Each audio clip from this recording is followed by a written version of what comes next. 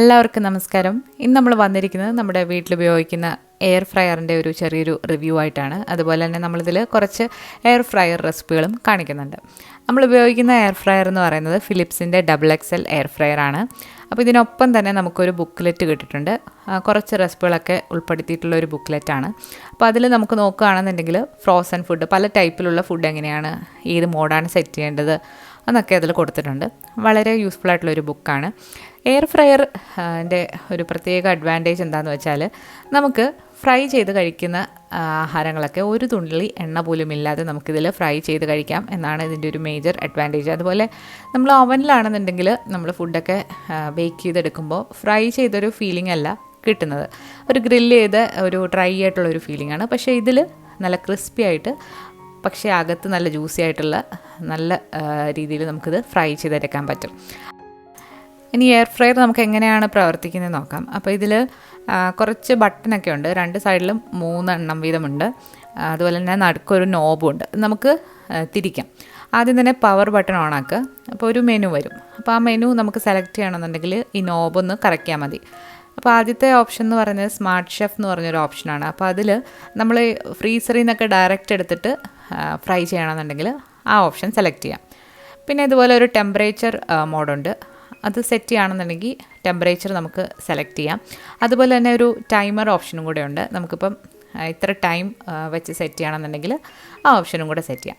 അതുപോലെ ടെമ്പറേച്ചർ വന്നിട്ട് 40 ഡിഗ്രി മുതൽ 200 ഡിഗ്രി വരെ മാക്സിമം ടെമ്പറേച്ചർ ഇതിൽ ഉണ്ട്. അപ്പോൾ ഇതിങ്ങനെ കറക്കുമ്പോൾ നമുക്ക് ടെമ്പറേച്ചറും ഇതുപോലെ അഡ്ജസ്റ്റ് ചെയ്യാം. അതുപോലെ നമുക്ക് ടൈമർ സെറ്റ് ചെയ്യണമെന്നുണ്ടെങ്കിൽ ടൈമറിൻ്റെ ബട്ടൺ ഒന്ന് പ്രസ് ചെയ്തതിന് ശേഷം ഇതുപോലെ തിരിച്ചാൽ നമുക്ക് ടൈമും സെറ്റ് ചെയ്തെടുക്കാം. നമുക്ക് ടൈമൊന്ന് സെറ്റ് ചെയ്ത് നോക്കാം. അപ്പോൾ ഇതുപോലെ തിരിക്കുകയാണെന്നുണ്ടെങ്കിൽ ടൈമും നമുക്ക് സെറ്റ് ചെയ്യാം. ഇനി നമുക്കിത് ഓൺ ആക്കണമെന്നുണ്ടെങ്കിൽ ആ നോബൊന്ന് പ്രസ് ചെയ്താൽ മതി. നമുക്കിനി ബാക്കിലേക്ക് പോകണമെന്നുണ്ടെങ്കിൽ ഇതുപോലൊരു ബാക്ക് ബട്ടണും അവിടെ കൊടുത്തിട്ടുണ്ട്. അപ്പോൾ ഇതാണ് ഇതിൻ്റെ വർക്കിംഗ് എന്ന് പറയുന്നത്. പിന്നെ ഇതുപോലൊരു ഹാൻഡിലാണ് വന്നിട്ടുള്ളത്. ഇതിനുള്ളിലായിട്ട് നമുക്കൊരു ട്രേയും അതിൻ്റെ താഴെയായിട്ടൊരു ഗ്രില്ലും ഉണ്ട്. ഇതിൻ്റെ കൂടെ പല അക്സസറീസും നമുക്ക് വാങ്ങിക്കാൻ കിട്ടും. അപ്പോൾ അത് സെപ്പറേറ്റ് ആയിട്ട് നമ്മൾ വാങ്ങണം. അപ്പോൾ ഇത് വാങ്ങിയപ്പം ഇത്രയും അക്സസറീസാണ് നമുക്കിതിൽ കിട്ടിയിട്ടുള്ളത്. അതുപോലെ ഈ ഹാൻഡിൽ ഇങ്ങനെ പൊക്കുകയാണെന്നുണ്ടെങ്കിൽ നമുക്കിതിങ്ങനെ എടുത്ത് മാറ്റാം. അതുപോലെ തന്നെ കഴുകാൻ നേരത്ത് നമുക്കിത് എടുത്ത് മാറ്റാം. അതുപോലെ തന്നെ ഇത് ഫസ്റ്റ് യൂസ് ചെയ്യാൻ നേരത്ത് എല്ലാം നന്നായിട്ട് കഴുകിയിട്ട് വേണം നമ്മൾ യൂസ് ചെയ്യാനായിട്ട്. ഞാനിത് ഓൾറെഡി നന്നായിട്ട് കഴുകി വെച്ചിട്ടുള്ളതാണ്. അതുപോലെ ഇതിൻ്റെ അടിയിലും ഒരു വലിയൊരു കണ്ടെയ്നർ പോലെ ഉണ്ട്. അപ്പോൾ ഇതിൻ്റെ ഉള്ളിലും നമുക്കിതുപോലെ ഒരു പാർട്ടീഷനുണ്ട്. അപ്പോൾ അത് നമുക്ക് വൃത്തിയാക്കാൻ പറ്റും. അപ്പോൾ നമുക്ക് ആദ്യം തന്നെ ഇതിൽ നമുക്ക് ഫ്രഞ്ച് ഫ്രൈസ് ഉണ്ടാക്കാം. ഫ്രോസൺ ആയിട്ടിരിക്കുന്ന ഫ്രഞ്ച് ഫ്രൈസ് ആണ്. അപ്പോൾ നമ്മൾ എന്ത് എടുത്താലും ഇതിൽ വളരെ കുറച്ച് എണ്ണ ഒന്ന് ബ്രഷ് ചെയ്തിട്ട് ഇതിന് മുകളിൽ വെക്കുകയാണെന്നുണ്ടെങ്കിൽ ഇതിൽ ഒട്ടും തന്നെ ഒട്ടിപ്പിടിക്കില്ല. വളരെ കുറച്ച് എണ്ണ ഒന്ന് ബ്രഷ് ചെയ്ത് കൊടുക്കാം. അതുപോലെ ഈ ഗ്രില്ലും അതുപോലെ തന്നെ അതിൻ്റെ സൈഡൊക്കെ വന്നിരിക്കുന്നത് നോൺ സ്റ്റിക്കാണ്. അപ്പോൾ നമ്മൾ ഫ്രോസൺ ഫ്രൈസ് ആണ് ഇപ്പോൾ ഇതിൽ ഇട്ട് കൊടുക്കുന്നത്.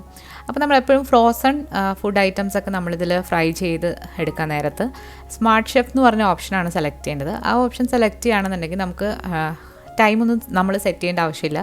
അത് ഓട്ടോമാറ്റിക്കായിട്ട് സെറ്റ് ചെയ്തതിന് ശേഷം അത് ഒരു നിശ്ചിത സമയമാകുമ്പം നമുക്കൊരു അലാം കിട്ടും. അപ്പോൾ നമ്മളത് എടുത്തിട്ട് ഒന്നുകൂടെ ഒന്ന് മിക്സ് ചെയ്ത് കൊടുക്കണം. അപ്പോൾ അത് കറക്റ്റായിട്ട് നമുക്ക് ഫ്രൈ ചെയ്ത് കിട്ടും. അപ്പോൾ നമ്മൾ ഹാൻഡിൽ ഇതിൽ വെച്ച് കൊടുത്തിട്ട് നമുക്കിതൊന്ന് ഫ്രൈ ചെയ്തെടുക്കാം. ബുക്ക്ലെറ്റ് നോക്കിയപ്പോഴാണ് അങ്ങനെ ഒരു ഓപ്ഷൻ കണ്ടത്. അപ്പോൾ ആദ്യം തന്നെ നമുക്ക് പവർ ബട്ടൺ ഓൺ ആക്കാം. ഇതിൽ ആദ്യം കാണുന്ന ഓപ്ഷനാണ് സ്മാർട്ട് ഷെഫ് എന്ന് പറഞ്ഞിട്ടുള്ള ഓപ്ഷൻ. അപ്പോൾ അതിലാണിപ്പം അത് വന്ന് കിടക്കുന്നത്. അപ്പോൾ ഇനി ജസ്റ്റ് നമുക്ക് ആ നോബൊന്ന് പ്രസ് ചെയ്ത് കൊടുക്കാം. പ്രസ് ചെയ്ത് കൊടുക്കുമ്പോഴത്തേക്ക് അത് വർക്കാകാൻ തുടങ്ങും. അതുപോലെ അത് വർക്കായിക്കൊണ്ടിരിക്കുന്നതിൻ്റെ ഇടയ്ക്ക് തന്നെ അതിൻ്റെ ടെമ്പറേച്ചറും അതുപോലെ തന്നെ എത്ര സമയം ഇനി വേണം എന്നുള്ളതും കാണിച്ചുകൊണ്ടിരിക്കും. ഒരു 5 മിനിറ്റ് കൂടെ ബാക്കിയുള്ളപ്പോഴത്തേക്ക് ഒരു അലാം അടിച്ചു. അപ്പോൾ നമ്മളത് എടുത്തിട്ട് ഇതുപോലെ ഒന്ന് ടോസ് ചെയ്ത് കൊടുക്കാം. നമ്മളല്ലാതെ ചെയ്യുകയാണെന്നുണ്ടെങ്കിൽ നമുക്കറിയില്ല ഇത് എപ്പോഴാണ് ടോസ് ചെയ്യേണ്ടതെന്നുള്ളത്. അതുകൊണ്ട് അത് വളരെ യൂസ്ഫുൾ ആയിട്ടുള്ള ഒരു ഓപ്ഷനാണ്. മൊത്തത്തിൽ 13 മിനിറ്റാണ് ഇത് എടുത്തിരിക്കുന്നത്, 180 ഡിഗ്രിയിൽ. ഇപ്പോൾ നമ്മുടെ ഫ്രൈസൊക്കെ നല്ല പെർഫെക്റ്റായിട്ട് തന്നെ ഫ്രൈ ചെയ്ത് വന്നിട്ടുണ്ട്. ഇത് നമ്മൾ എണ്ണയിൽ പൊരിച്ച അതേ രീതിയിലാണ് ഇത് വന്നിരിക്കുന്നത്. നല്ല ക്രിസ്പി ആയിട്ട് വന്നിരിക്കുന്നുണ്ട്. നമ്മൾ ഇതേ സാധനം ഇപ്പം ഫ്രോസണായിട്ട് ഒരു ട്രെയിൽ എടുത്തിട്ട് ബേക്ക് ചെയ്യുകയാണെന്നുണ്ടെങ്കിൽ കുറച്ച് കുഴഞ്ഞിട്ടായിരിക്കും ഫ്രഞ്ച് ഫ്രൈസ് നമുക്ക് കിട്ടുക.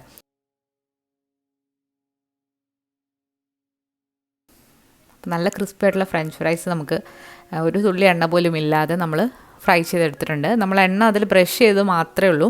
ബ്രഷ് ചെയ്തില്ലെങ്കിലും കുഴപ്പമൊന്നുമില്ല, കാരണം നോൺ സ്റ്റിക്കാണ് അതിൻ്റെ ഗ്രില്ലും സൈഡും ഒക്കെ വന്നിട്ടുള്ളത്. എണ്ണയിൽ മുക്കി പൊരിക്കുന്നതിനെക്കാട്ടിലും എന്തുകൊണ്ടും നല്ലതാണ്. ഇനി നമ്മളിതിലേക്ക് മീനൊന്ന് ഫ്രൈ ചെയ്തെടുക്കാം. അതിന് വേണ്ടിയിട്ട് നമ്മൾ കുറച്ച് എണ്ണ ഒന്ന് ബ്രഷ് ചെയ്ത് കൊടുക്കുന്നുണ്ട്. അതുപോലെ തന്നെ ഞാൻ മീൻ മസാല പുരട്ടിയപ്പോൾ അതിൽ ഒരു തുള്ളി എണ്ണ പോലും ചേർത്തിട്ടില്ല. കുറച്ച് റെസിപ്പികളിലൊക്കെ നമ്മൾ കാണാറുണ്ട് ഇതിൽ ഫ്രൈ ചെയ്തെടുക്കുമ്പോൾ അതിൽ കുറച്ച് എണ്ണ ഇട്ടിട്ട് ഫ്രൈ ചെയ്യുന്നത്. ഞാനിവിടെ എടുത്തിരിക്കുന്നത് അത്യാവശ്യം ഓയിലി ഫിഷാണ്, അതുകൊണ്ട് ഞാൻ ഒട്ടും തന്നെ എണ്ണ മസാലയിൽ പുരട്ടിയിട്ടില്ല. അതുപോലെ ഈ എയർ ഫ്രൈറിൻ്റെ മറ്റൊരു പ്രധാന അഡ്വാൻറ്റേജ് എന്ന് പറയുന്നത് ഇത് പ്രീ ഹീറ്റ് ചെയ്യേണ്ട ആവശ്യമില്ല. നമ്മൾ അവനിലൊക്കെ എന്തെങ്കിലും ബേക്ക് ചെയ്യണമെന്നുണ്ടെങ്കിൽ ഒരു 10 മുതൽ 15 മിനിറ്റ് വരെ പ്രീ ഹീറ്റ് ചെയ്തിട്ടാണ് നമ്മൾ ബേക്ക് ചെയ്യേണ്ടത്. അത് കുറച്ചുകൂടെ ടൈം കൺസ്യൂമിംഗ് ആയിട്ട് തോന്നാറുണ്ട്. ഇനിയൊന്ന് ഫ്രൈ ചെയ്തെടുക്കാൻ പോവാണ്. അപ്പോൾ ഇത് നമ്മൾ സെറ്റ് ചെയ്യുന്നത് 180 ഡിഗ്രിയിൽ ഒരു 15 മിനിറ്റാണ്.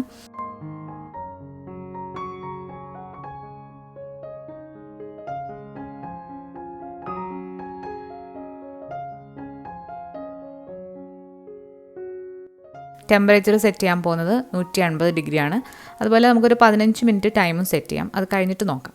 അതുപോലെ തന്നെ ഇത് വർക്കായിക്കൊണ്ടിരിക്കുന്നതിൻ്റെ ഇടയ്ക്ക് നമുക്ക് തുറന്നൊക്കെ നോക്കാം, ഒരു കുഴപ്പമില്ല. തുറക്കാൻ നേരത്ത് ഇത് ഓഫ് ആക്കേണ്ട ആവശ്യമൊന്നുമില്ല, അല്ലാതെ തന്നെ നമുക്ക് തുറന്ന് നോക്കാം. നമ്മൾ 15 മിനിറ്റ് സെറ്റ് ചെയ്തിട്ട് ഒന്ന് ഫ്രൈ ചെയ്യാം. അതുപോലെ ഇത് ഫ്രൈ ആയി കഴിഞ്ഞാൽ ഒരു അലാമുണ്ട്, അപ്പോൾ അതനുസരിച്ച് നമുക്ക് നോക്കാം. ഇപ്പോൾ 15 മിനിറ്റ് ആയപ്പോൾ നമ്മുടെ മീനൊക്കെ നന്നായിട്ട് തന്നെ ഫ്രൈ ആയി വന്നിട്ടുണ്ട്. എനിക്ക് കുറച്ചുകൂടെ ഫ്രൈ ആവുന്നതാണ് ഇഷ്ടം, അപ്പോൾ ഞാനൊരു 5 മിനിറ്റ് കൂടെ ഇത് വെച്ചിട്ടുണ്ടായിരുന്നു. അതുപോലെ ഇത് നല്ല ക്രിസ്പി ആയിട്ട് 2 സൈഡും വരും, നമുക്ക് മറിച്ചൊന്നും ഇട്ട് കൊടുക്കേണ്ട ആവശ്യമില്ല. ഇപ്പോൾ അവനിലൊക്കെ നമ്മൾ ചെയ്യുകയാണെന്നുണ്ടെങ്കിൽ ട്രെയിൽ വെച്ചിട്ട് ചെയ്യുകയാണെന്നുണ്ടെങ്കിൽ പകുതി സമയമാകുമ്പോൾ എടുത്ത് മറിച്ചിട്ട് കൊടുക്കണം, അങ്ങനെയൊക്കെ ഉണ്ട്. പക്ഷേ ഇത് എല്ലാ സൈഡിൽ നിന്നും ഒരേപോലെ ഫ്രൈ ആയി കിട്ടിയിട്ടുണ്ട്. അതുപോലെ തന്നെ അടിയിലൊന്നും ഒട്ടിപ്പിടിച്ചിട്ടില്ല. നിങ്ങൾക്ക് കാണാം, നമ്മൾ എണ്ണയിൽ ഡീപ്പ് ഫ്രൈ ചെയ്തെടുത്ത അതേപോലെയാണ് ഫിഷ് വന്നിട്ടുള്ളത്.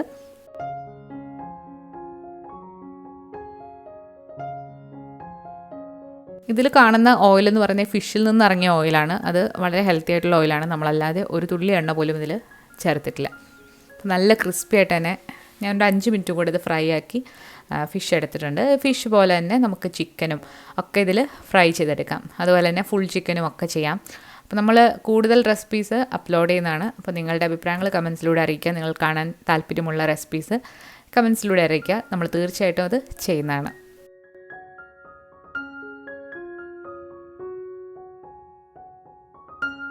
അപ്പോൾ ഇനി നമ്മൾ ചെയ്യാൻ പോകുന്നത് ഒരു മെഴുക്ക് പുരട്ടിയാണ്. മെഴുക്ക് പുരട്ടിക്ക് എൻ്റെ കയ്യിലിപ്പം അച്ചിങ്ങ പയറാണ് ഉണ്ടായിരുന്നത്. അച്ചിങ്ങ പയറും അതുപോലെ കായും, ഒരു സവാള, പിന്നെ 2 വെളുത്തുള്ളി ഒന്ന് ചതച്ചത്, പിന്നെ ഇതിലേക്ക് നമ്മൾ കുറച്ച് പൊടികൾ ചേർക്കുന്നുണ്ട്, മഞ്ഞൾപ്പൊടി, മുളക് പൊടി. നമ്മൾ സാധാരണ മെഴുക്ക് പുരട്ടിക്ക് ചെയ്യുന്ന പോലെ തന്നെയാണ്. ഇതൊരു പരീക്ഷണമാണ്, ഞാൻ വെറുതെ ചെയ്ത് നോക്കിയാണ്. അപ്പോൾ ഇതിൻ്റെ കറക്റ്റ് ഫീഡ്ബാക്ക് ഞാൻ പറയാം. മുളക് പൊടി ഇട്ട് കൊടുത്തിട്ടുണ്ട്, ആവശ്യത്തിനുള്ള ഉപ്പും കുറച്ച് കറിവേപ്പിലയും കൂടെ ഇട്ടിട്ട് കൈ വെച്ചിട്ട് തന്നെ നന്നായിട്ടൊന്ന് മിക്സ് ചെയ്യാം. അപ്പോൾ ഇതിൽ നമ്മൾ 1 ടീസ്പൂണെങ്കിലും ഓയിൽ ചേർക്കണം, അല്ലെന്നുണ്ടെങ്കിൽ ഒരു പാടങ്ങ് ഡ്രൈ ആയിപ്പോവും. അപ്പോൾ നമ്മളിവിടെ 1 ടീസ്പൂൺ ഓയിലും കൂടി ഇതിലേക്ക് ഒഴിച്ചു കൊടുക്കുന്നുണ്ട്. വെളിച്ചെണ്ണയോ ഒലിവ് ഓയിലോ ഇത് വേണമെങ്കിലും എടുക്കാം. നമ്മളിവിടെ എടുത്തിരിക്കുന്നത് ഒലിവ് ഓയിലാണ്. കുറച്ച് കറിവേപ്പിലയും കൂടെ ഒന്ന് പിച്ചിട്ട് കൊടുത്തിട്ട് കൈ വെച്ചിട്ട് അതിനെ നന്നായിട്ടൊന്ന് മിക്സ് ചെയ്യാം.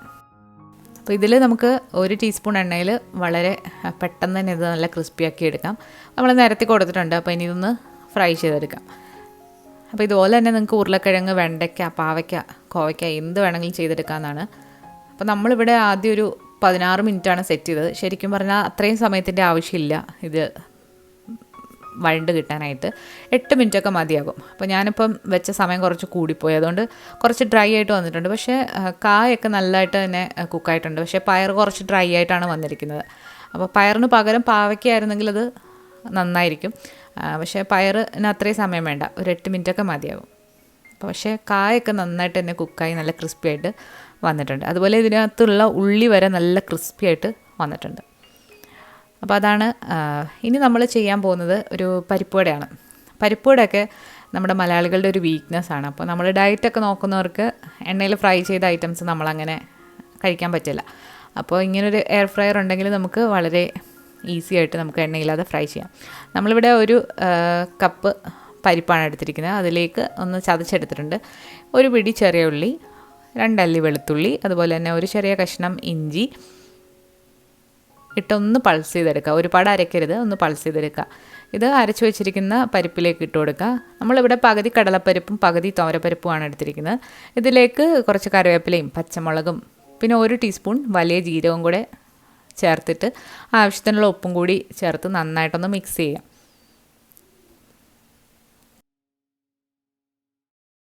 നമ്മളിതൊരു മുളക് പൊടിയും വറ്റൽമുളകും ഒന്നും ചേർത്തിട്ടില്ല. വേണമെന്നുണ്ടെങ്കിൽ എരിവിനനുസരിച്ചിട്ട് നിങ്ങൾക്ക് ചേർക്കാവുന്നതാണ്.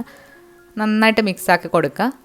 ഇനി നമ്മൾ സാധാരണ പരിപ്പ് വടയുടെ ഷേപ്പിലാക്കിയതിന് ശേഷം നമുക്കിതിൽ വെച്ചിട്ട് ഫ്രൈ ചെയ്തെടുക്കാം. കുറച്ച് എണ്ണ ഒന്ന് ബ്രഷ് ചെയ്ത് കൊടുക്കാം. ചെറിയ ചെറിയ ഉരുളകളാക്കി, ഒരുപാട് കനം കുറച്ചുമല്ല ഒരുപാട് കട്ടിയിലുമല്ല, സാധാരണ പരിപ്പ് വട പോലെ തന്നെ നമ്മളൊന്ന് ഷേപ്പാക്കിയിട്ട് ഇതിൽ വെച്ച് കൊടുക്കാം. പരിപ്പോടെ നമ്മളൊരു 12 മിനിറ്റ് 180 ഡിഗ്രിയിൽ വെച്ച് കൊടുത്തു. 12 മിനിറ്റ് കഴിഞ്ഞപ്പോൾ ഒരു ലൈറ്റ് ഗോൾഡൻ ബ്രൗണി വന്നിട്ടുണ്ട്. വീണ്ടും ഒരു 5 മിനിറ്റ് കൂടെ വെച്ച് കൊടുത്തിട്ടുണ്ടായിരുന്നു. അപ്പോൾ അങ്ങനെ മൊത്തത്തിൽ 17 മിനിറ്റ് എടുത്തു ഇത് ഫ്രൈ ആകാൻ 180 ഡിഗ്രിയിൽ. അപ്പോൾ നന്നായിട്ട് തന്നെ പരിപ്പോടെ വന്നിട്ടുണ്ട്, നല്ല ക്രിസ്പി ആയിട്ട്. അതുപോലെ അതിൻ്റെ അകമൊക്കെ നന്നായിട്ട് വെന്ത് വന്നിട്ടുണ്ട്. അപ്പോൾ ഒരു കളറും ഒക്കെ വന്നിട്ടുണ്ട്. ഇത് എണ്ണയിൽ വറുത്തതല്ലെന്ന് ആരും പറയില്ല. നിങ്ങൾക്കിനി കുറച്ച് എണ്ണയൊക്കെ കഴിക്കാമെങ്കിൽ കുറച്ച് എണ്ണയൊക്കെ ഒന്ന് ബ്രഷ് ചെയ്ത് കൊടുക്കുകയും ചെയ്യാം ഇടയ്ക്ക് നമ്മളെടുത്തതിന് ശേഷം. നമ്മളിവിടെ ഒരു തുള്ളി എണ്ണ പോലും ഇതിൽ ബ്രഷ് ചെയ്ത് കൊടുത്തിട്ടില്ല. നല്ല ക്രിസ്പി ആയിട്ട് തന്നെ വന്നിട്ടുണ്ട്.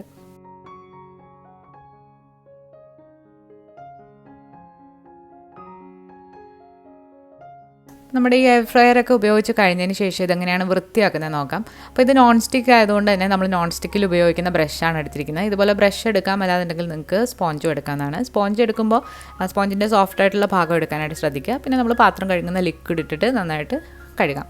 ഇത് ഡിഷ് വാഷർ സേഫുമാണ്. ഡിഷ് വാഷർ ഉള്ളവർക്ക് ഡിഷ് വാഷറിലും വെക്കാം.